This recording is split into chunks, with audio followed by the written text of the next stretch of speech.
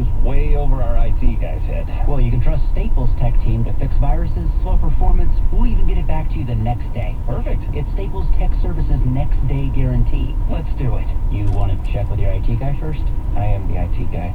I see. Make up and running happen. Staples. Make more happen. PCs received by noon, ready next day by 5. Excludes service requiring replacement parts, off-premise services, and unbootable computers. Visit staples.com/tech services for details.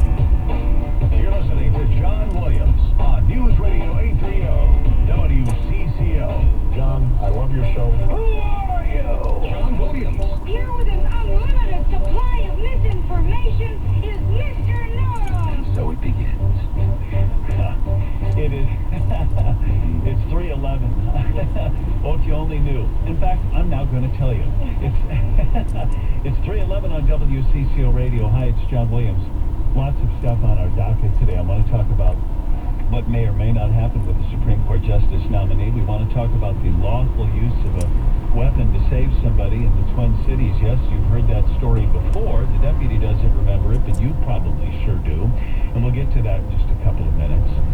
We'll also talk about, I hate to say this because it doesn't sound all that promotable, but I think once we get into the conversation, you'll be glad you heard it. We'll talk to Kevin Conroy, the CEO and president of Exact Science. You can detect colon cancer with a kit from home. Boy, does that make it a lot easier for people to get their heads around the whole process. We'll talk about that in the next half hour.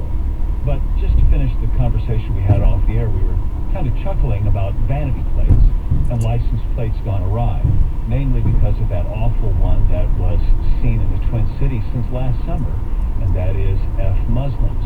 Joe Soucheray, the columnist in the Pioneer Press, said that if he had sat behind that plate for a month, he never would have been able to figure it out. He didn't think it was alarmingly obvious and hateful. He says we should do away with vanity plates, period. I don't think we have to do that. I think we have to do away with that vanity plate. That's an easy one. I've been trading email messages with listeners about other goofy, funny, or hostile vanity plates. And I was remembering that on an episode of Seinfeld, but I don't remember how this goes. Wasn't it ASSMAN? And what happened there? How did that happen? Well, I don't remember exactly. Dan has a better recollection, but I remember there was a proctologist. I would hope so. Yeah.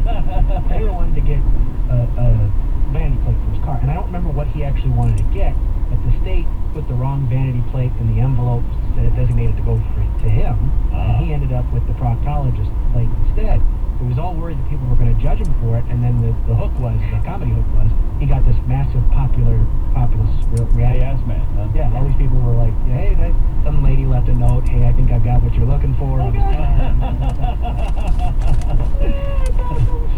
Well, there's one in Arrested Development where one of the characters is an analyst and a therapist. And so he said, well, I want to come up with my own vanity plate that promotes the fact that I analyze and provide therapy for people. So he went with ANALRAPIST, and that was a long-running joke in the bit. So I'm trading notes about this, and one of our listeners says that he had a